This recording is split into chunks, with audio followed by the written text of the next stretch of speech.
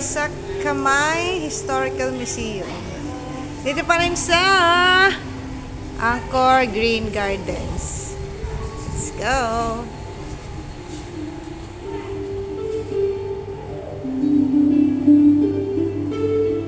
Historical. So ito siguro yung mga dati nilang mga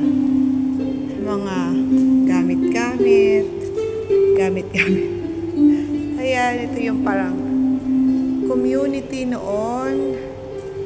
Ayan.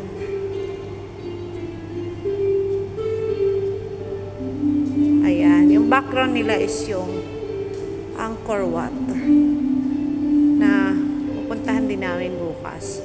It's gonna be my, I don't know how many times sa Angkor Wat. Thank you, Lord, sa opportunity. Ayan. So, yun ang kanilang some of their history. Ayan o. So, napaka-interesting ng mga ano dito. Mga gamit nila noon.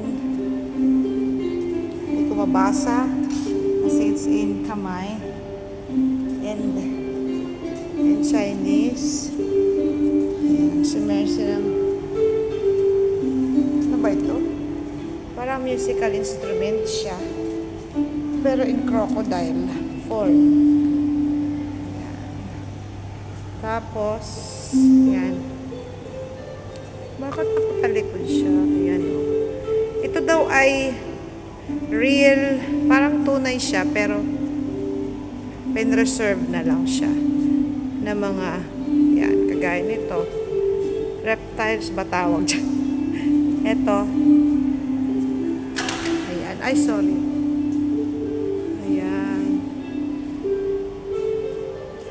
And yan, ito yung mga ano nila.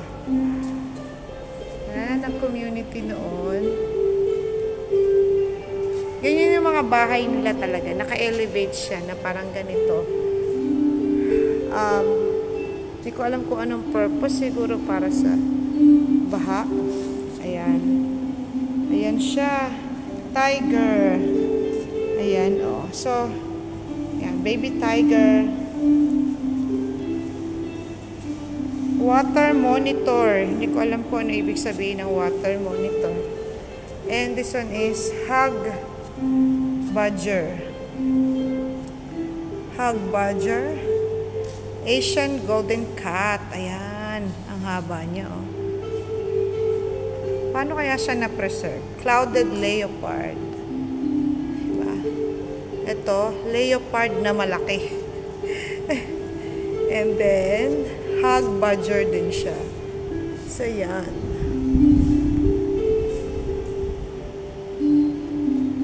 So,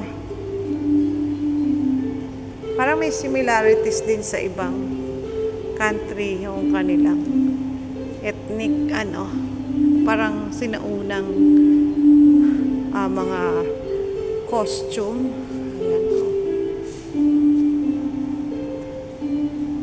Yan oh, parang meron silang game na para sa mga baboy. Ano ba to? Baboy damo yata to.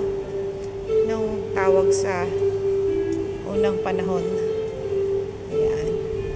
So, kasi itong bansa na to ay ano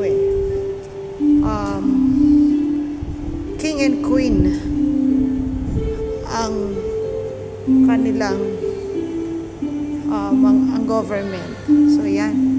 Kamay traditional classic instrument pala ito. Ayan. Ayan siya.